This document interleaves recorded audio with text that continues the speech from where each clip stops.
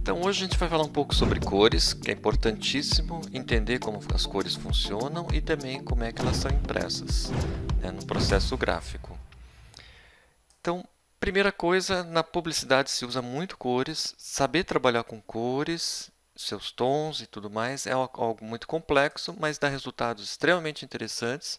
Existem regras e fórmulas para isso, a gente vai ver ao longo dessa aula de hoje aqui. Primeiro, um pouco sobre como é que o ser humano sabe sobre as cores, como é que ele estudou. Então, vamos lá para trás, 350 anos antes de Cristo, Aristóteles, ele acreditava que os objetos emanavam a cor. Então, se eu via uma pedra vermelha, ela tinha uma radiação vermelha que atingia a minha visão. Ou seja, a cor saía dos objetos. A gente sabe que isso já não é verdade há muito tempo. Aí vem René Descartes também, com lei da refração. Leonardo da Vinci fez um estudo muito interessante, 1400, né, sobre o Tratado de Sombra e Luz. Trabalho interessante. E aí a gente começa a estudar e ver cor como uma coisa concreta só há 300 anos atrás, com o trabalho de Isaac Newton, né, a decomposição da cor e assim por diante.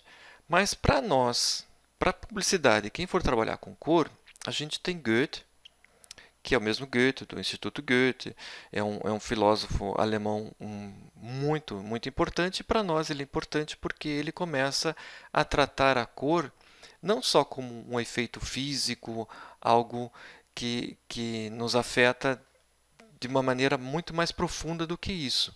Ele começou a estudar a psicologia das cores, então o trabalho dele é muito importante. E vejam então, né, há 2000 anos, desde Aristóteles até chegar no Goethe, a gente foi aprendendo sobre as cores, mas é muito recente essa questão da psicologia das cores, que remonta aí 200 anos atrás. O importante da psicologia das cores para você entender é que você vai vendo que as cores têm efeitos diferentes nas pessoas. Aqui nós temos a casa de Goethe, que fica em Weimar. E dentro dessa casa ele recebia as pessoas e tinha uma sala verde, uma sala azul, uma sala vermelha, pintada com essas cores nas paredes, e ele conseguia sentir que as pessoas se comportavam de maneiras diferentes em cada um desses ambientes por causa da cor e assim por diante. Então isso nos ajuda bastante hoje a entender como é que eu vou pintar, por exemplo, um hospital com cores suaves, tons pastéis, para não estressar os pacientes. E também eu pinto uma lanchonete, onde eu quero ter uma grande movimentação de pessoas entrando e saindo, de vermelho, de laranja, cores extremamente fortes, onde você não aguenta ficar nesse ambiente. Né? Elas te excitam bastante, por exemplo, no McDonald's, você entrar, você vê toda aquela gama de cores fortes, você fica excitado, você come rápido, mas você não aguenta ficar ali durante muito tempo. Então, no material que vocês têm lá à disposição e na internet, fartamente, você acha materiais que são importantes para você entender essa questão de como as pessoas veem a cor, não como fisicamente elas são compostas, mas como é que ela pode impactar se for criar uma marca e assim por diante. Usar a cor como comunicação. Então vamos lá, começando pelo como é que eu vejo a cor.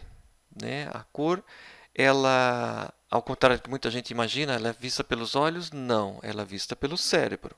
O que eu tenho é o olho, que é um sistema que me captura a luz, então entra pela córnea e vai numa região muito pequena aqui atrás, que a gente chama de mácula, onde temos células sensíveis que transformam luz em eletricidade. E aí, através do nervo óptico, manda isso tudo para o cérebro. E é no cérebro que eu vou ver a cor, imaginar a cor e ter a sensação de cor. Cada pessoa vê e imagina a cor de uma forma diferente. Então, aqui são as células que transformam a luz em impulsos elétricos. É uma região muito pequena, tem mais ou menos 4 a 5 milímetros quadrados, né? E consegue ter lá 125 milhões de bastonetes que fazem essa transição para o nosso cérebro. Aqui uma foto da mácula. Né? Essas são as células que a gente tem no fundo dos olhos, que são responsáveis. E elas têm, então, cada uma delas tem uma função de converter as cores. Né? aqui eu tenho os bastonetes que pegam a cor vermelha, a cor verde e a cor azul e mandam sinais para o cérebro.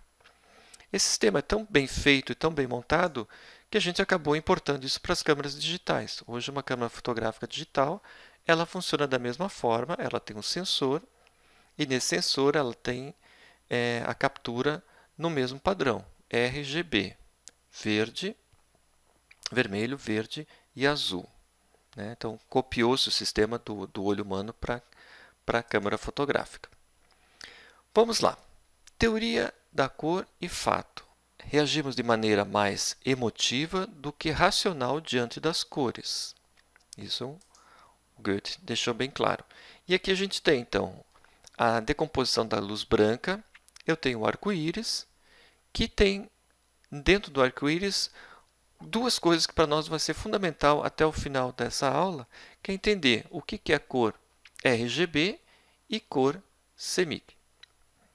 Então, eu tenho o vermelho, o verde e o azul, e também, intercalando com eles, eu vou ter o ciano, o magenta e o amarelo. Aspecto visível das cores. O aspecto visível que eu tenho é esse gráfico aqui. Esse é o que o ser humano consegue ver. A gente consegue ver uma gama muito detalhada de verde, né? Eu tenho aqui o monitor RGB, que daí já é esse gráfico aqui. Eu não consigo representar num monitor RGB toda a gama de cores visíveis a olho nu. Então, eu já tenho aqui um filtro.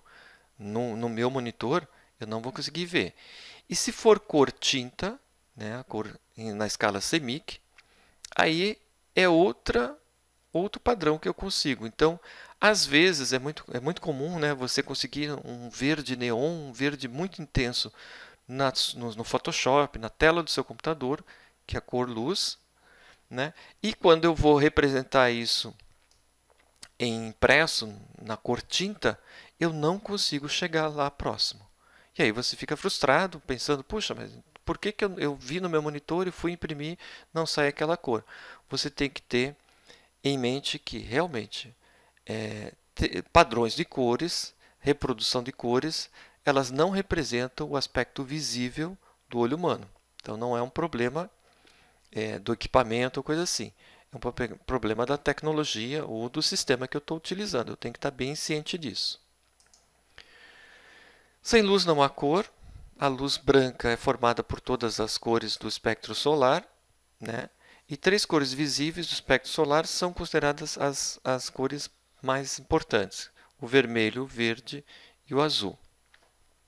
Para representar isso numa tela de computador, como você está me assistindo agora, ou pelo celular, eu consigo montar uma combinação de cores usando RGB. Então, no monitor, se você fosse dar um zoom, olhar de perto, você veria em cada pixel 3 cores: o vermelho, o verde e o azul. E a maneira que eu ligo cada um deles vai me dar tons diferentes, cores diferentes. Se eu ligar 100% vermelho, eu vou ver o vermelho, mas se eu ligar 70% vermelho, mais o verde, mais uma porcentagem do azul, eu vou tendo combinações diferenciadas de cor. Isso é bem interessante. Então, aqui eu tenho um resultado, por exemplo, do que aqueles LEDs coloridos estão me representando em cor. Né? E aí é uma gama muito grande que eu consigo representar dessa forma aí. As televisões antigas era bem visível, a olho nu você chegava a ver esse padrão aí. Então, se eu quiser o branco, eu acendo todos os LEDs em 100% e eu vou ter o branco. Se eu quiser o escuro, o preto, eu apago todos eles e vou ter o preto. E depois todas as combinações ali por diante. O processo aditivo, ele funciona da seguinte forma. Então, o processo aditivo, que é o processo RGB, que é o processo de montar cor luz, ele funciona da seguinte forma. Eu tenho o vermelho, o verde e o azul. Se eu ligar 100% de azul com 100% de vermelho, eu vou ter o magenta. Se eu ligar vermelho com verde, eu vou ter amarelo. Se eu ligar verde com o azul, eu vou ter o ciano. E a intersecção de todos eles, ou seja, tudo ligado, eu vou ter o branco. e em volta o preto. Ausência de luz, tudo desligado. Aqui, tudo 100% ligado, eu vou ter o branco. Esse é o sistema RGB. É o sistema que a gente chama de aditivo.